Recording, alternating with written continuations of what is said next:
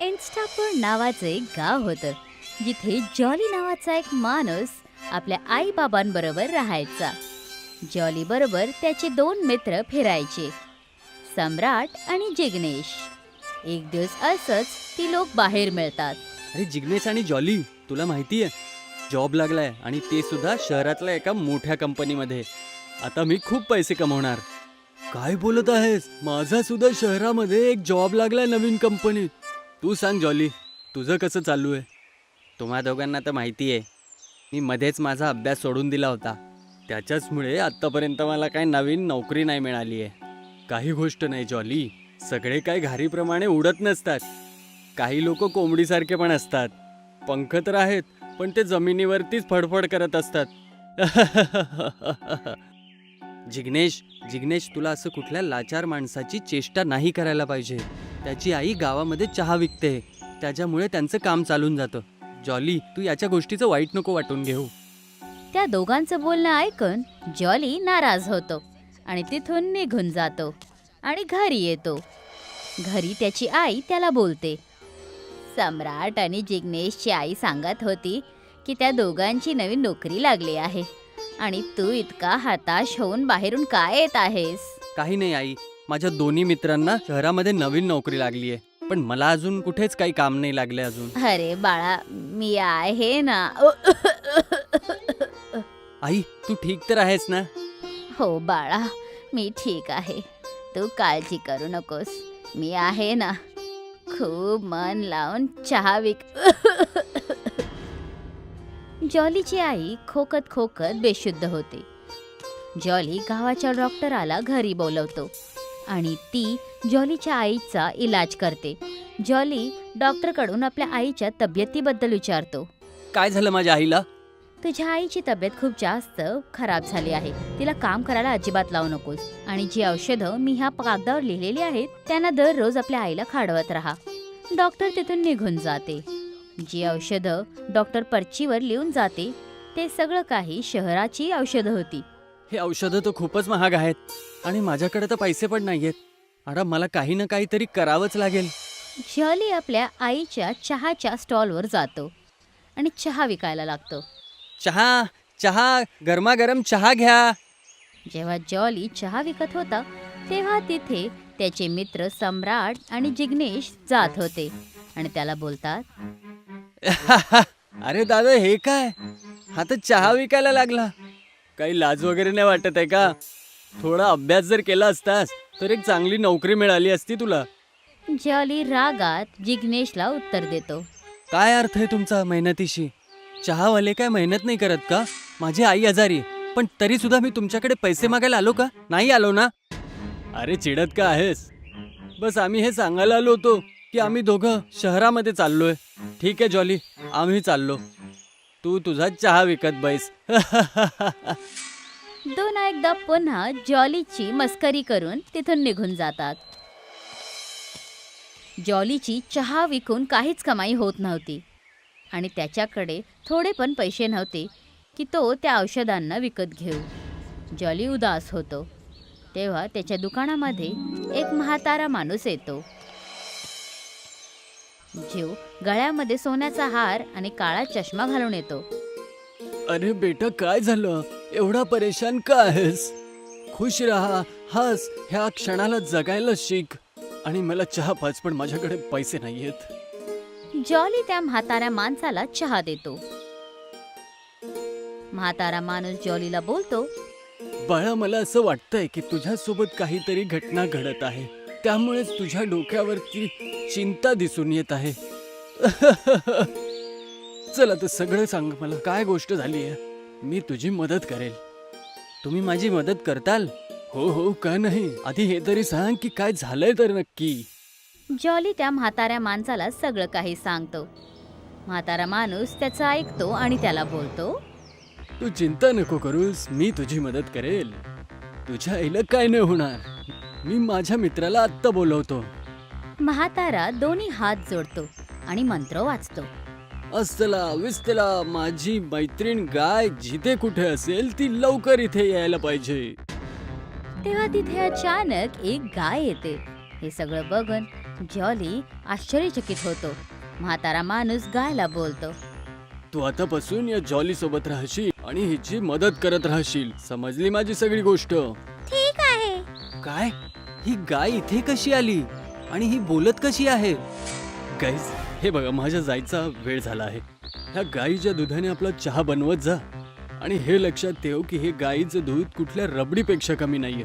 आणि जरा स्वतःचे कपडे घालण्याचा पद्धत सुद्धा बदलून टाक. थोडं नवीन प्रकारचे कपडे घाल. चल, आता मी चाललोय. तो म्हातारा माणूस तिथून निघून जातो. जॉली त्या गाईला आपल्या घरी घेऊन जातो आणि दुसरा दिवस तिचं दूध काढून आपल्या दुकानामध्ये येऊन चहा विकायला लागतो. तेव्हा तो बघतो की हे दूध नाही पण रबडी आहे. जॉली कपडे पण वेगळे घालतो आणि आपल्या दुकानावर लिहितो, जॉली की रबडी चाय. रबडी चहा घ्या, रबडी चहा घ्या. असा चहा तुम्ही कधीच घेतला नसेल. तेव्हा तिथून एक बाई जात होती आणि रबडी चहा म्हणून ऐकते. हे रबडी चाय म्हणून काय आहे? अरे दीदी, हा जॉलीचा रबडी चहा आहे. एकदा घेऊन तरी बघा. दे बरं बघू तुझी रबडी चहा कशी लागते. जॉली चहा बनवून त्या बाईला देतो.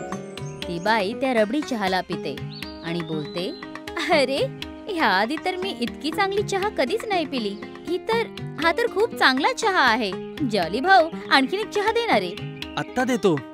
हळूहळू जॉलीचा चहा पूर्ण गावामध्ये प्रसिद्ध होऊन जातो. जॉली आपल्या आईचा इलाज सुद्धा करून देतो. जॉली गावामध्ये सगळ्यात जास्त श्रीमंत माणूस बनतो, फक्त आणि फक्त चहा विकून. आणि दुसरीकडे त्याचे मित्र सम्राट आणि जिग्नेश ज्या कंपनीमध्ये काम करत होते त्या दोघांची कंपनी कंगाल होऊन जाते, ज्यामुळे त्या दोघांना नोकरीमधून काढून दिलं जातं आणि ते दोघे जण परत आपल्या घरी येतात. गावी आल्यानंतर ते दोघे एका दुसऱ्याला बोलतात, यार, माझं तर खूप मोठं नुकसान झालं. आता आपल्याला काम कोण देणार? किती मेहनतीनंतर हे काम मिळालं होतं. सगळी मेहनत पाण्यात गेली. चल जाऊया, त्या गरीब जॉलीकडे चहा प्यायला जाऊ. त्याची ती हालत बघून थोडं आपल्याला तरी चांगलं वाटेल. सम्राट आणि जिग्नेश दोघे जण जॉलीच्या दुकानावर जातात. तिथं पोचतानाच ते बघतात की जॉलीची दुकान आता मोठी झाली आहे. दोघे जण आश्चर्याने तिथं बघतात आणि जॉलीकडे जवळ जाऊन बोलतात, अरे जॉली, तुझ्या चहाचं दुकान तर खूपच मोठं झालं यार. खरं खरं सांग, कुठून एवढे पैसे आले तुझ्याकडे? असे प्रश्न मला का विचारत आहात? तुला काय वाटत आहे की चहा विकून विकून कुठला माणूस काही श्रीमंत नाही होऊ शकत? ह्या सगळ्या गोष्टी मी चहा विकूनच कमवल्या आहेत. सम्राट आणि जिग्नेशच्या मनामध्ये जॉलीची दौलत शौहरत बघून ईर्ष्या होते.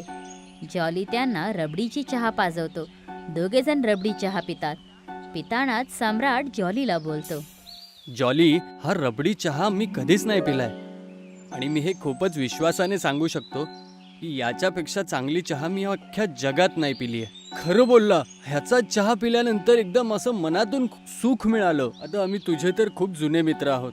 आम्हाला तरी सांग की तू हा रबडी चहा बनवतो तरी कसा? जॉली त्या दोघांना जादुई गाईच्या बद्दल सांगतो. सम्राट आणि जिग्नेश रबडी चहा पिऊन आपापल्या घरी जातात आणि मधीच थांबून दोघे जण एका दुसऱ्याला बोलतात, ऐक सम्राट, लक्ष देऊन. माहिती नाही की आपल्याला पुढे काही जॉब मिळेल की नाही. यासाठी आपल्याला काहीतरी करावं लागेल. जसं की तू ऐकलं की त्याच्याकडे काही जादुई गाय आहे. आपल्याला तिला चोरावं लागेल. नेकी आणि पूछपूछ, माझ्या मनात सुद्धा हेच येत होतं. मी तर या गोष्टीला कधी सहनच नाही करू शकत की 10वी पासवाला आपल्या पुढे निघून जाईल. जशीच रात्र होईल आपण त्या गायीच्या तबेल्यात जाऊन त्याच्या गायीला चोरून घेऊया. दोघे जण त्या गायीला चोरण्याची योजना बनवतात. रात्र होऊन जाते आणि सम्राट आणि जिग्नेश दोघे जण जॉलीच्या गायीच्या गोट्यामध्ये जातात, जिथे ती जादुई गाय झोपत होती. ते बघ, तीच आहे ती जादूची गाय जी रबडी सारखं दूध देते. जिग्नेश पुढे जातो आणि गायीची बांधलेली दोरी उचलतो आणि गायीला बाहेर घेऊन जातो. तेव्हा गायीची झोप मोडते आणि ती त्या दोघांना बघून बोलते, तुम्हा दोघांची हिम्मत कशी झाली मला चोरी करण्याची? दोघे जण आश्चर्यचकित होतात. तू तर बोलत आहेस. हे कसं होऊ शकतं? पतंग हव्यामध्ये उडते पण त्याची डोर जमिनीवर राहणाऱ्या माणसाच्या हातावर असते. जेव्हा त्या माणसाच्या हातातून ती डोर सुटते तर ती पतंग आकाशामध्ये इकडे तिकडे जायला लागते आणि खाली येऊन पडते. तुम्ही दोघे त्या बिडोल पतंगासारखे आहात आणि जॉली तो आहे ज्याची डोर जमिनीपासून जुडलेली आहे. आम्हाला माफ करा. आम्हाला दोघांना आमच्या नोकरीवरून काढून टाकलंय. त्यामुळेच आम्ही इथे तुला चोरायला आलो होतो. आम्ही विचार केला की तुला चोरून आम्ही आमची स्वतःची रबडी चहाची दुकान चालू करणार. मला माफ करा गायजी. ती लोक जेव्हा बोलत होते तेव्हा मागून जॉली येतो आणि त्यांना बोलतो, मी तुम्हा दोघांची पूर्ण गोष्ट ऐकलीये. जर तुम्हाला नोकरीवरून काढून टाकलंय तर ही गोष्ट तुम्ही दोघांनी मला का नाही सांगितली? लक्ष देऊन ऐका माझी गोष्ट. मित्र आपला कितीही मोठा झाला ना तरी तो मित्रच असतो आपला. समजलं सम्राट आणि जिग्नेश? मला माफ कर जॉली की आम्ही तुला एकदम खाली दाखवलं. आमच्याकडे काही काम नाहीये. आमची काहीतरी मदत कर जॉली. एवढीच गोष्ट आहे ना. चला उद्यापासून तुम्ही माझ्या दुकानावरती या. जॉली सम्राट आणि जिग्नेशला आपल्या कामावर ठेवतो आणि दोघांना त्यांच्या शहरच्या कंपनीपासून दुप्पट पगार देतो.